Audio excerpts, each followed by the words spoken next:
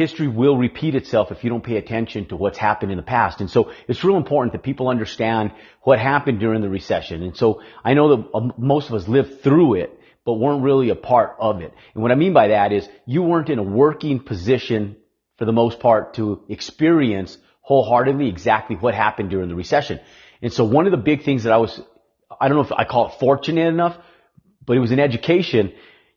It was a lot of work to go through. So when I say it was a great fortune to go through it, I don't know that I want to ever go through that again to that magnitude, but it was a great education. And so like I've always said, when there's opposition, there's a learning experience to come out of everything that happens, whether it's good or bad.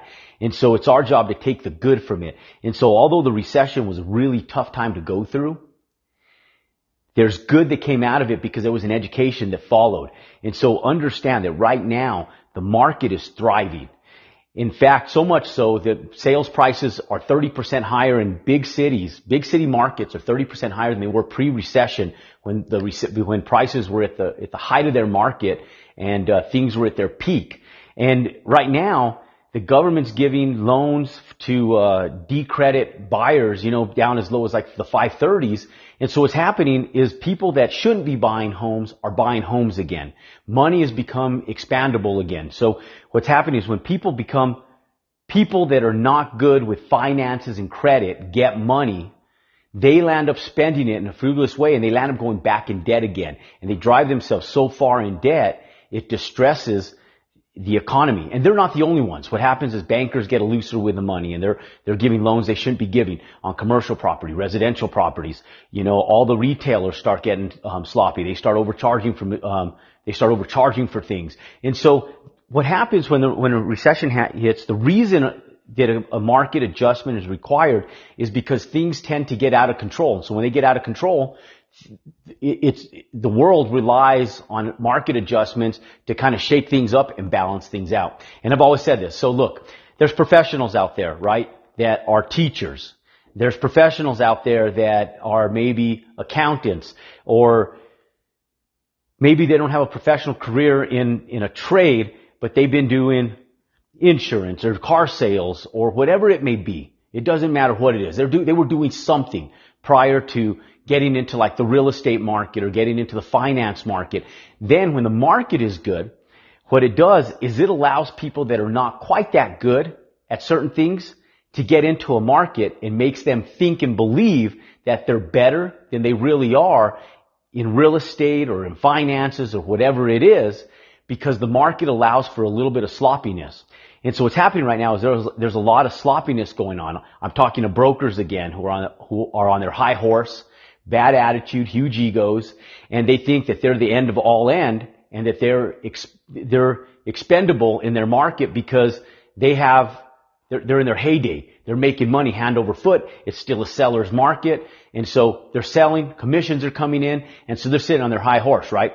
So here's what happens during the recession. There's good and there's bad. And what I'm here today is to really just educate you on what we went through, what's going to happen, and what has happened in the past, and to what magnitude it's going to happen. We don't know yet. There's nobody out there that can depict exactly how the market adjustment's going to happen. All that I know is that there is more money going out than should be to people and to real estate and other things that shouldn't be getting financed.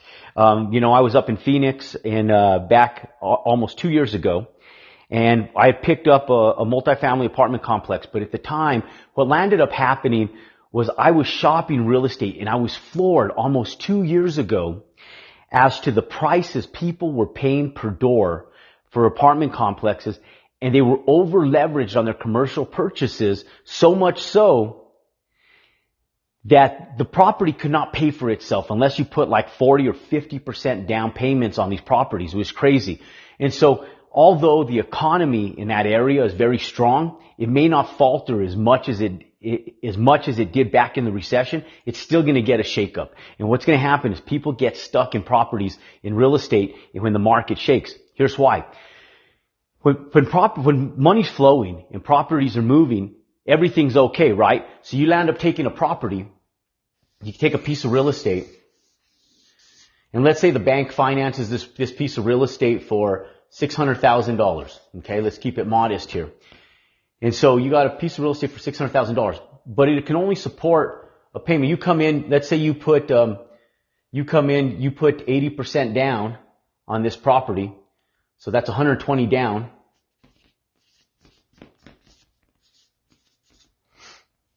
Now you're at 480 financed.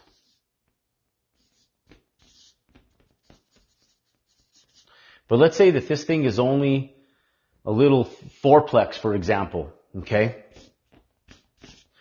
And this is a real common example because what ends up happening with a lot of people is they're going into small investments, right? The majority of people can't afford to go into larger investments when they're first getting started. So they're going in there buying fourplexes and stuff.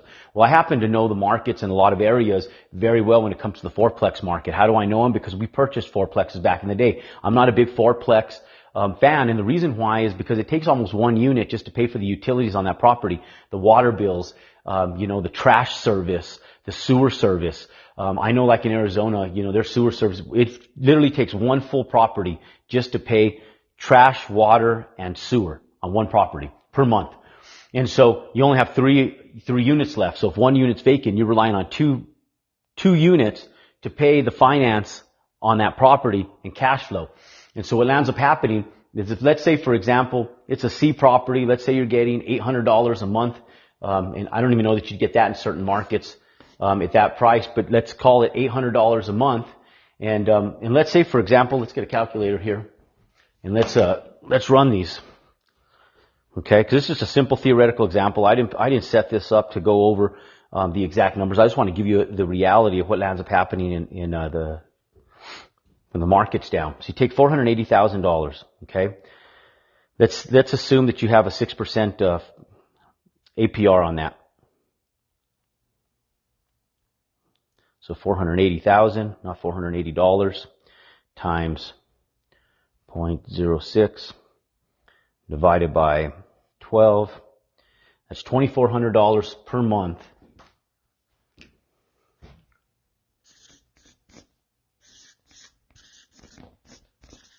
Before taxes, insurance, and everything. So a property like this, if you're in an average market, in an average market, let's call it, where property taxes are just median, you're going to go about $600,000 on the assessed value of that property. 0.3 times 0.03. Your property taxes are going to be about $5,400 per year on that. So divide that by 12. Divided by 12. $450 per month. Okay. So so this is your mortgage. So I'm just going to put, this is your monthly mortgage. Okay. You got how much? $450 per month.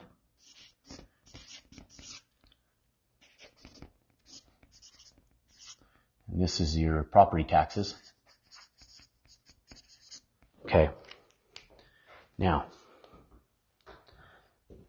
you're going to come in, you have insurance, right? So your insurance on this property is probably going to be someplace in the neighborhood of about $1,800 a year. Let's call it $1,800 a year divided by 12. That's $150 per month for insurance. Okay? So you have $150 per month. Okay. Now, typically a fourplex could be managed by the individual utilizing that purchased the property. You usually don't have a property management company. Now, when we purchase out of state, even if it's a fourplex, we have property management fees. We pay for them because we're out of state, right? We want the convenience of that. But for those of you guys that are purchasing something this small, someplace that you live, you want to probably manage that yourself, but there's going to still be expenses, maintenance and stuff. A stove's going to go out. Stove and oven may go out. You may have a leaky roof. You may land up having a faucet in a bathroom that went out, especially on a C or D property that you're trying to renovate and do things to. You're going to have some issues. So we have $150 per month. That's insurance. And let's just call it, for a fourplex, let's call it a modest $200 a month in just maintenance and repairs. So $2,000 to $2,500 a year. So let's say about $200 a month on repairs. Okay. Now, typically you work water and garbage and sewer into the bill, but you still have to. A lot of times, what ends up happening with water bills is they flow with the property, and so the tenant can put the water in their name, but if they don't pay that, it can be liened against your property. Utilities can't. So if they have gas, electric, they put that in their name. So you're not responsible for gas and electric, but you are typically responsible for figuring in the water cost, the sewer cost, and the trash cost into the bill. So most cities, okay, now Arizona's a little different. Since we do a lot of work in Arizona, I use that as an example. They have probably some of the most expensive water, sewer, and trash bills for small properties that I've ever seen. But we're not going to go there. Let's say that we have, for those ones per month, you're paying for a little fourplex $150 per month. Okay? And that's in water, sewer, and trash. Okay? And this is as simple as you need to get with this stuff, ladies and gentlemen. You don't need to get real complicated when you're putting this stuff together. These are just fixed costs that are run with every single property. It doesn't matter what property you buy. So we have $450 plus $2,400 plus $150 plus $200 plus $150. Okay, your monthly outlay is $3,350 a month. I'm going to even inflate these numbers a little bit, okay? That's per month. That's your expenses. Okay? Now that's assuming a 20% down payment. Okay? Now, I'm going to go in and let's do a 30% down payment.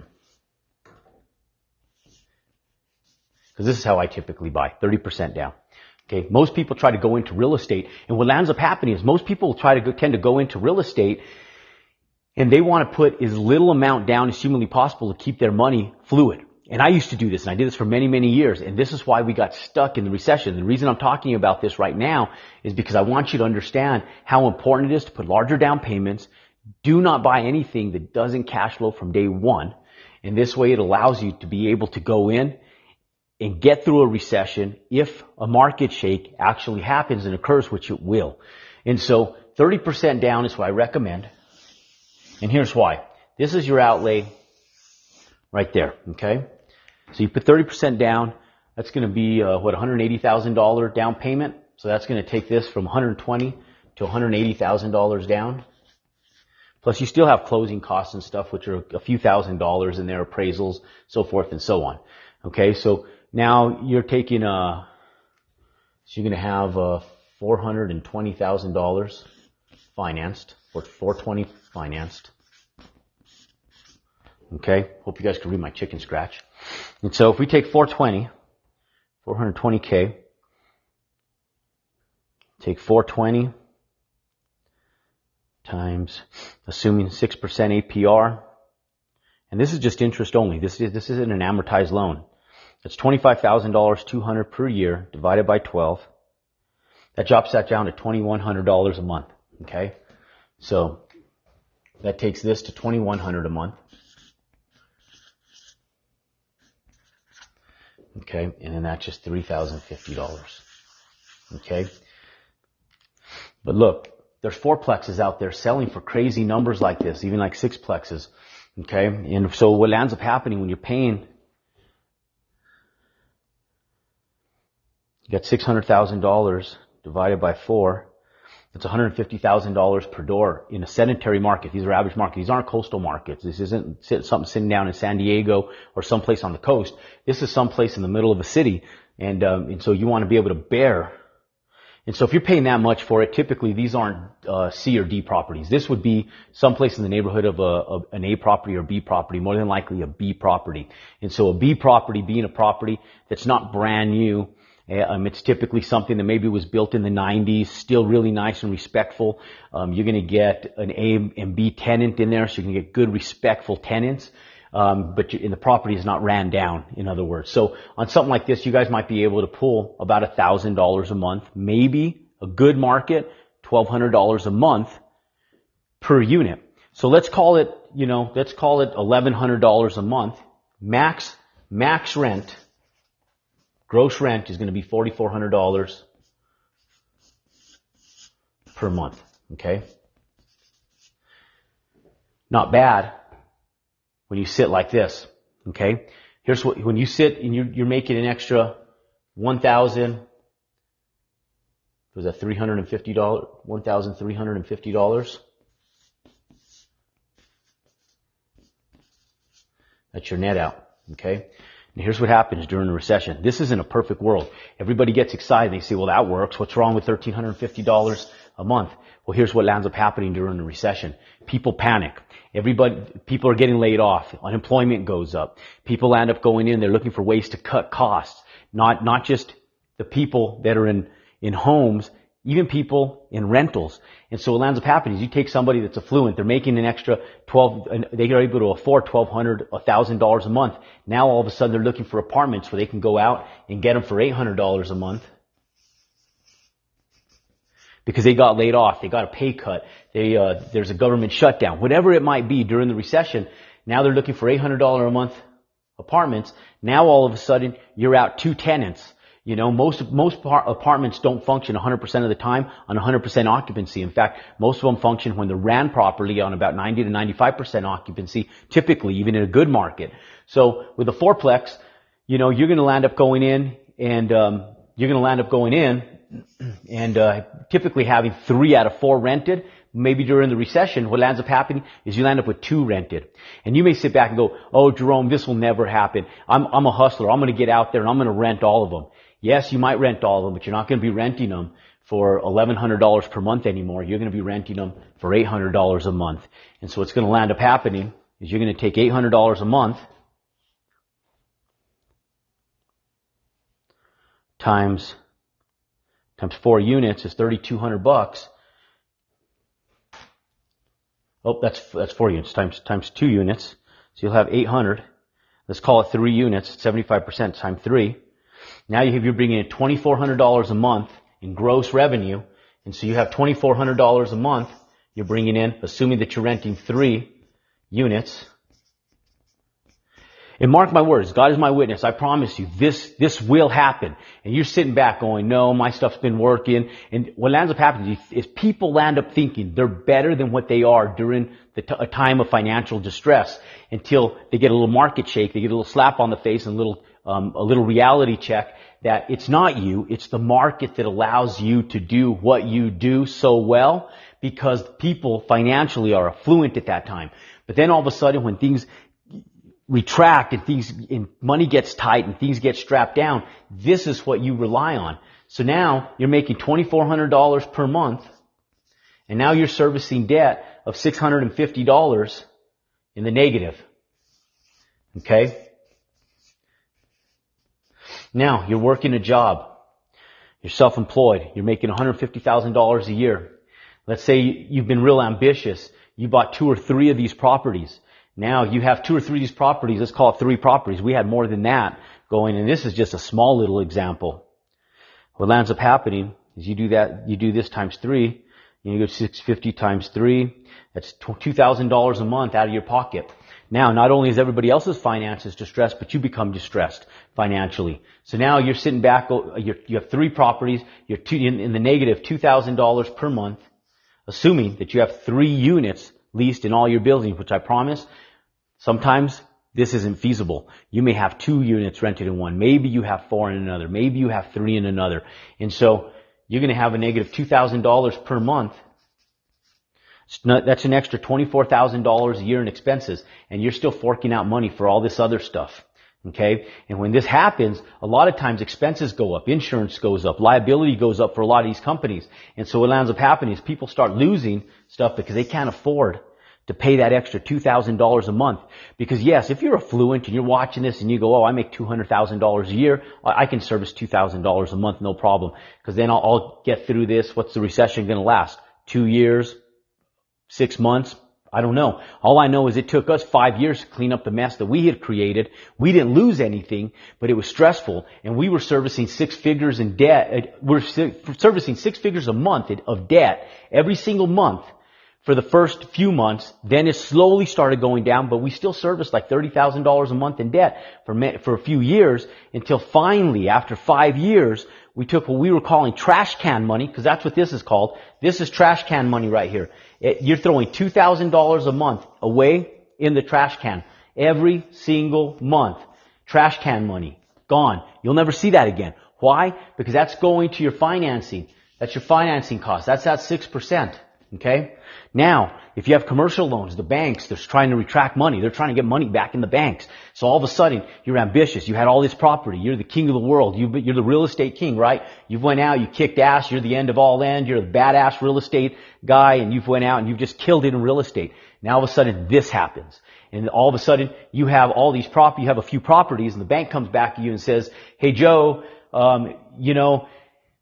we're a little concerned about your properties and your finances. We want to go back and reappraise all this stuff.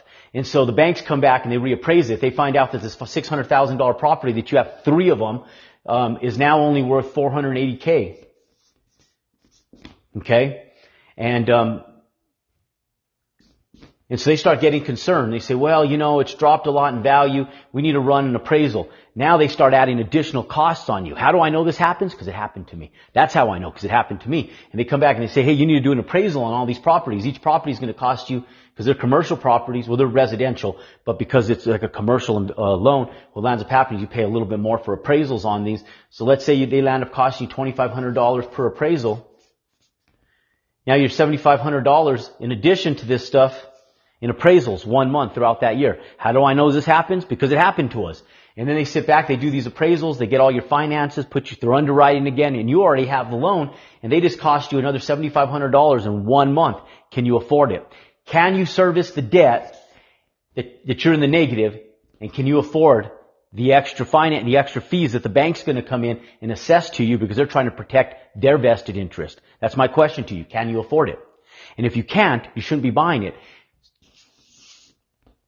Because now people start losing properties. They can't afford this stuff. The banks pressure them. They say, now all of a sudden there's little clauses, little line items in the fine print of the mortgage statements that you did not read, because nobody reads the book of mortgage finance statements except really analytical people. And those folks, even they know, but there's still little loopholes that the banks have in there to be able to get themselves wiggled out of loans. They'll sit back and say, hey, look, the property value's dropped.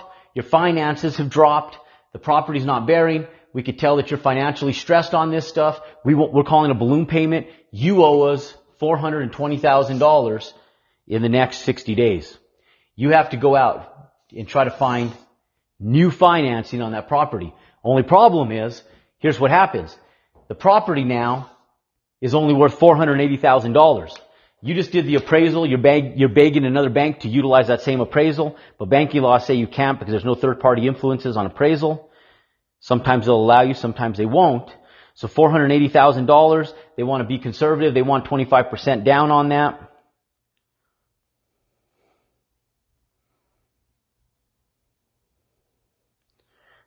That's another $120,000 minus $480,000.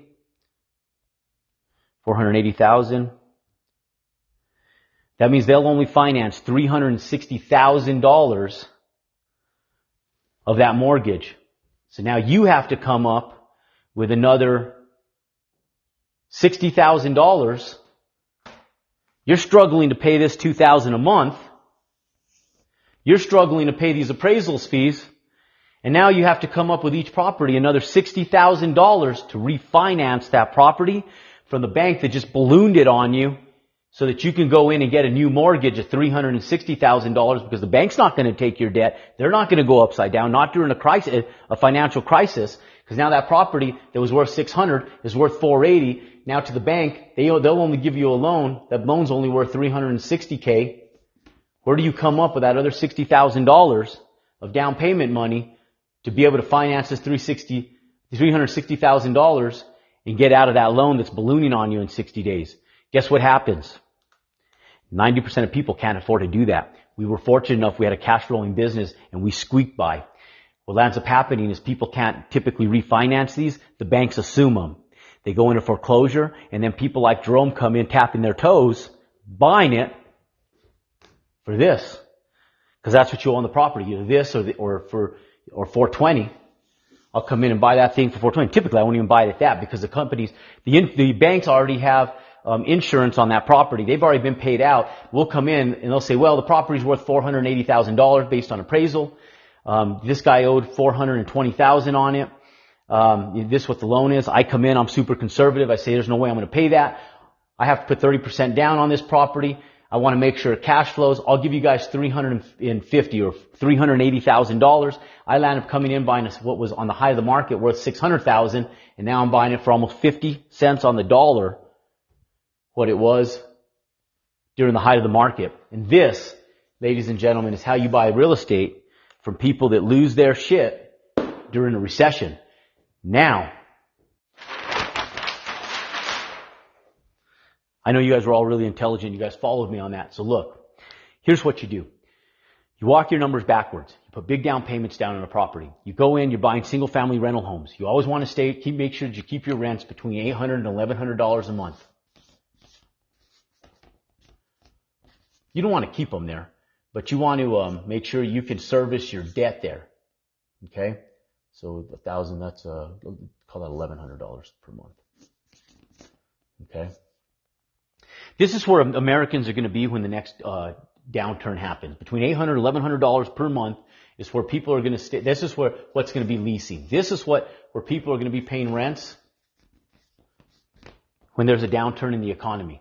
Okay? So understand, if you have single family rental homes and you're charging $1,700 a month in rent, if they have a family, they may be able to pay that, but they may not. You may have to take that down to $1,500, down to $1,300. We don't know until the market bears it. Every single economy is going to be different. So my suggestion is making sure that your property cash flows from day one and you do it conservatively. If your market goes out and you do your homework, and if you guys have watched any of my courses and you guys understand how to shop to win and how to shop to buy, and you would understand that you will already know what the market will bear in your area based on the way we teach you how to go out and shop for real estate. So what you want to do is you want to go out and say, okay, I'm renting this property. I'm renting this property for $1,300 per month right now. It's my heyday, right? But knowing this right here, it's an A property. It looks great. It's an AB property. People are paying it, you know. Well, recession hits, downturn hits. Now you're getting what you were getting $1,300 a month for. You're now getting $1,100 a month for. Okay. Can you service your debt for $1,100 a month and still be okay during a downturn of economy, assuming 75% occupancy on just a simple fourplex? Okay. And this is why, ladies and gentlemen, I always recommend when you're going to buy commercial real estate and you're going into the, like the multifamily sector, or you're going even into commercial rentals like retail, buy something that has more units, because the more units you have, the more income potential you have. And in retail, you can always take down a partition wall, expand it, and open up the space with a tenant improvement to allow a bigger tenant to go into your space. But what ends up happening, if you have less units, you can't just build onto it during the downturn of an economy. You could put partition walls up, you can section them off smaller, make sure you have front doors and exits for fire exits on them. But the more units you have during a downturn of an economy, the better off you'll be. So I've always said in retail, in small box retail, just small little shopping centers, 6 units. Okay? So retail, and I have a buddy, 6 units. He goes, oh, I don't want to deal with 6 tenants. I just want 1 tenant in there in 1 building. So you take that, and if that tenant leaves, now you have no tenants in there. You have no income. My philosophy on it is go in, have multiple tenants, have multiple units, because at least if you're only 80% occupied during the downturn of an economy, you still have 80% of your income coming in from that property, and you have the income potential to raise it by 20% if you're willing to negotiate with people to be able to service your debt and be able to make that property cash flow during a downturn in an economy. You know, with multifamily units, where we're not talking about retail, but we're talking more about multifamily. I always recommend to people to go in and try to get in at least with 10 units. Because you go in with 10 units, now you have some cash flow. You have more doors, more rents, more income potential. If you have more vacancies, you still have better income because you have 10 units. You're not relying on a modest 4 units to pay for your income. Because I promise you this, we've been in the fourplex industry, we've been in the fourplex rental market before, and we had masses of fourplexes in one given area, and so we know what those bear, what they turn in a good market and in a bad market. And so if you can go in on multifamily, and I say if you can, don't do it if you can. You must. You must go in buy yourself 10 units. Never go under 8 for sure, but 10 units is key. Okay, retail, 6 units. Look, I'm a big retail guy. I did retail since the early 2000s, but I'll tell you, I'm not a big retail person anymore. We still own a lot of retail, and it leases, but it leases slow. When the economy turns, small mom and pop shops, they struggle. They have a hard time making it in business. Why? Because people are finding better ways financially to save money. And typically the cost for small mom and pop shops are a little bit more than going to an Amazon or going to a Walmart or going to these big box stores. And so the small retailers suffer. And so what ends up happening is the service industries are what you want to put in retail buildings. You want to put beauty salons, barber shops. You want to put restaurants. You want to put stuff like that. Typically when the market turns, the restaurant and the food industry goes up. Educational platforms go up because people are out of jobs. When people are out of jobs, they go back to school. They try to educate themselves. They try to expand their knowledge to be able to go out and do something different, do something more. And so if you're a retailer, you want to make sure that you have a retail center that supports educational places, that supports maybe a restaurant facility, beauty salons, nail tech salons, stuff like that do well in retail during the downturn of an economy. Retail sectors alone, where they're selling clothing, where they're selling knick-knack items, those will suffer. You will lose. T-shirt shops, stuff like that, you'll end up losing tenants. So you want to go in, you want to be able to assume that your rents can afford to go down to $1,100 a month. Can your property, based on 75% occupancy,